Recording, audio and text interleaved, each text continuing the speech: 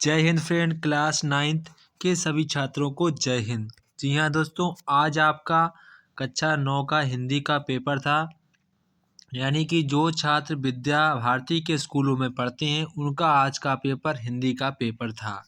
तो जो छात्र यहाँ पर RSS विद्यालय के होंगे तो उनको ये समझ में आ गया होगा कि हमारा ही पेपर है। तो आज आपका हिंदी का पेपर था। अगर आप कोई भी बोर्ड से हो तो आप लोग इस पेपर को अनुमान लगाकर देख सकते हैं कि हिंदी का पेपर क्लास 9th में किस प्रकार से पूछा जाता है। तो ये पेपर काफ़ी अच्छा पेपर है, इसको मैंने देखा भी है, इसको सॉल्व भी किया है। तो आज हम इसको आपके सामने आंसर की अपलोड करेंगे। सब लोग अपनी अपनी यहाँ पर जितने आपने विकल्प सही किए हों, जितने आपका जो कुछ यहाँ पर पूछा जाएगा उसका हम सारा कुछ यहाँ पर आपको आंसर की शो करेंगे। तो यहाँ पर अब आपका ये वार्षिक पेपर है, वार्षिक पेपर 2023-24। यहाँ पर आपको पेपर में टाइमिंग 3 घंटे 15 मिनट की टाइमिंग दी जाती है और आपका पूर्णांक यहाँ पर 70 नंबर का पूर्णांक होता है। तो यहाँ पर आप लोगों से मोस्ट इम्पॉर्टेंट बात है, अगर आप हमारे वीडियो पर नए हैं तो वीडियो को जल्द से जल्द कर लें, सब्सक्राइब कर दें और लाइक भी कर दें और अपने सही फ्रेंडों को शेयर भी कर दें ताकि वो भी अपनी आंसर की मैच कर लें। तो यहाँ पर जैसे कि हमारा पहला प्रश्न है, द्विवेदी युग की कला अवधि है, मतलब कि द्विवेदी युग की समयावधि कितनी कहाँ से रही है, तो वो हमारी रही है 1900 से 1920 तक, यानी कि ऑप्शन नंबर ग वाला हमारा सही है। इसके बाद क्वेश्चन नंबर 2 यहाँ पर कह रहा है पोर्ट विलियम कॉलेज स्थित है, सही जवाब हमारा होगा कलकत्ता। क्या होगा? कलकत्ता। इसके बाद क्वेश्चन नंबर यहाँ पर हमारा 3 है, कह रहा है सत्यार्थ प्रकाश के लेखक हैं, ये एक प्रकार की हमारी रचना है। यहाँ पूछा इसके लेखक कौन है, तो इसके हमारे लेखक हैं स्वामी दयानंद। कौन है? स्वामी दयानंद। इसके बाद क्वेश्चन नंबर 4 यहाँ पर है गद्य में खड़ी बोली के जन्मदाता हैं, गद्य में खड़ी बोली के जन्मदाता हैं। तो यहाँ पर हमारा सही जवाब क्या होगा? भारतेंदु हरिश्चंद्र। क्या होगा? भारतेंदु हरिश्चंद्र। इसके बाद क्वेश्चन नंबर 5 है पद्मावत के रचयिता कौन हैं, तो यहाँ पर हमारा सही जवाब होगा मलिक मोहम्मद जायसी। क्या होगा? मलिक मोहम्मद जायसी। इसके बाद क्वेश्चन नंबर यहाँ पर हमारा 6 है भक्तमाल के रचयिता कौन हैं, तो यहाँ पर सही जवाब होगा नाभादास। क्या होगा?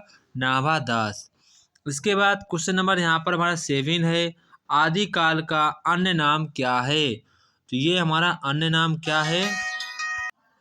आदिकाल का अन्य नाम क्या है, तो यहाँ पर हमारा सही जवाब होगा बीज वपन काल। ये हमारा नाम किस लेखक ने दिया था? दिया था महावीर प्रसाद द्विवेदी जी ने आदिकाल का ये नाम दिया था। उसके बाद क्वेश्चन नंबर हमारा है 8। तो क्वेश्चन नंबर 8 यहाँ पर कह रहा है समन्वय की भावना किस काल की प्रवृत्ति है, तो सही जवाब क्या होगा? भक्ति काल। क्या होगा? भक्ति काल। इसके बाद क्वेश्चन नंबर हमारा 9 है, कह रहा काली घटा का घमंड घटा पंक्ति में अलंकार है, तो कौन सा अलंकार है? यमक अलंकार। कौन सा? यमक अलंकार। इसके बाद क्वेश्चन नंबर 10 चढ़ चेतक पर तलवार उठा करता था भूतल पानी को पंक्ति में रस है, सही जवाब क्या होगा? वीर रस। क्या होगा? वीर रस। उसके बाद क्वेश्चन नंबर 11 है चौपाई छंद है, सही जवाब क्या होगा? सममात्रिक छंद, यानी कि ऑप्शन नंबर का वाला सही होगा। इसके बाद क्वेश्चन नंबर यहाँ पर हमारा 12 है पत्थर का तत्सम रूप है, सही जवाब क्या होगा? प्रस्तर, यानी कि ऑप्शन नंबर घ वाला सही जवाब होगा। इसके बाद क्वेश्चन नंबर यहाँ पर हमारा 13 है अल्पज्ञ का विलोम है, सो सही जवाब क्या होगा? बहुज्ञ, यानी कि ऑप्शन नंबर का वाला सही होगा। इसके बाद क्वेश्चन नंबर यहाँ पर हमारा है 14। यहाँ पर आपको इसका पर्यायवाची पूछ रहा है, तो इसका मतलब होता है चालाक। तो हमारा पटु का मीन्स भी चालाक होता है, तो ऑप्शन नंबर हमारा यहाँ पर घ वाला सही होगा। इसके बाद क्वेश्चन नंबर यहाँ पर 15 है जन्मांध में समास है, तो यहाँ पर हटा दीजिए, तो क्या हो जाएगा? तत्पुरुष समास। क्या हो जाएगा?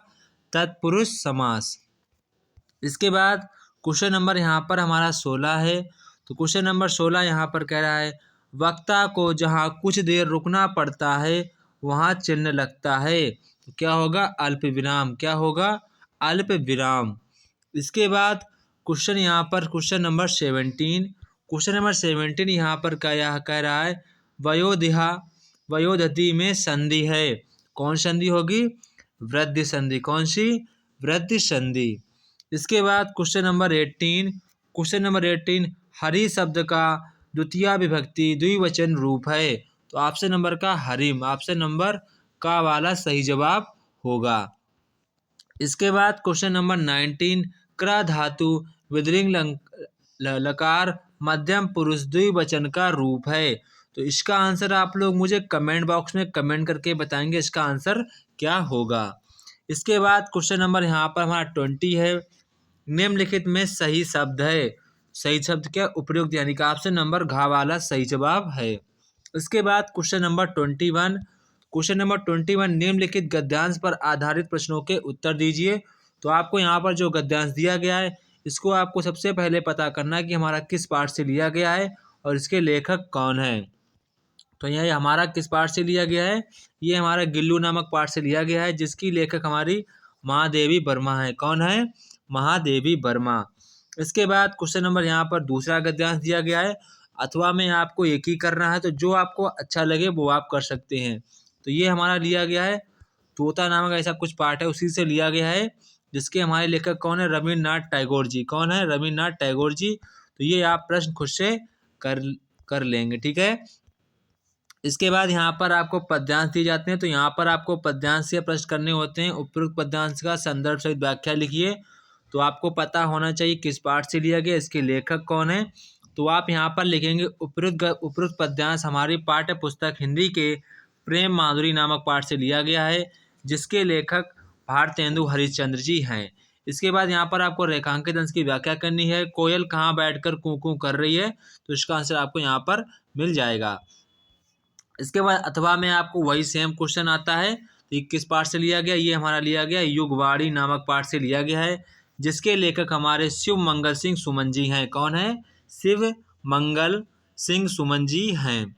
इसके बाद यहाँ पर आपको निम्नलिखित संस्कृत गद्यांश में से किसी का संदर्भ सहित हिंदी में अनुवाद करना है। तो यहाँ पर आपको हिंदी में अनुवाद करना है, जो आपको इजी लगे वो आप यहाँ पर कर सकते हैं। इसके बाद यहाँ पर कह रहा है, निम्नलिखित संस्कृत पद्यांशों में से किसी एक का संदर्भ सहित हिंदी में अनुवाद कीजिए।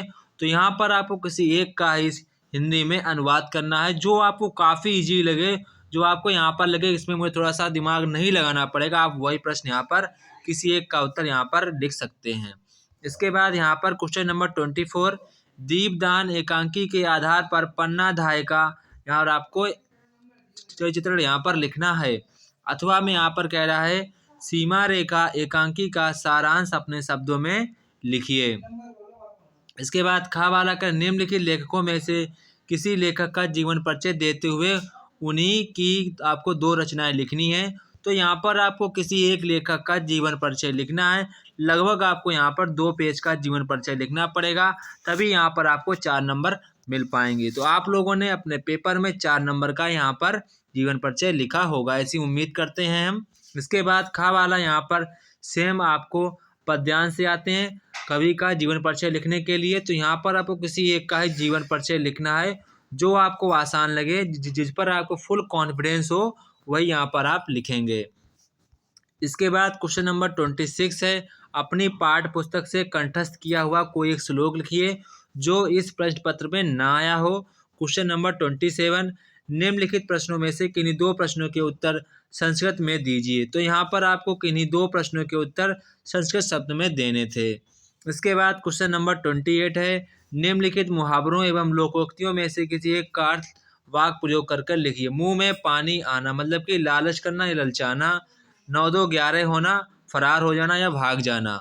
इसके बाद क्वेश्चन नंबर 29 है, निम्नलिखित में से किन्हीं 2 वाक्यों को संस्कृत में अनुवाद करना है। तो यहाँ पर आपको किसी 2 वाक्यों का ही संस्कृत में अनुवाद करना है। तो काफ़ी इजी हैं, ये सारे कर सकते हैं आप लोग।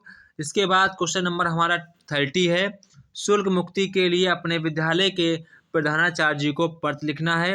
अथवा में यहाँ पर कह रहा है, अपनी कक्षा का से खा में स्थानांतरण करने के लिए अपने प्रधानाचार्य जी को पत्र लिखना है। तो ये काफ़ी ईजी है, दोनों ही ईजी हैं। तो आपको जिस पर फुल कॉन्फिडेंस हो वो यहाँ पर आप कर सकते हैं।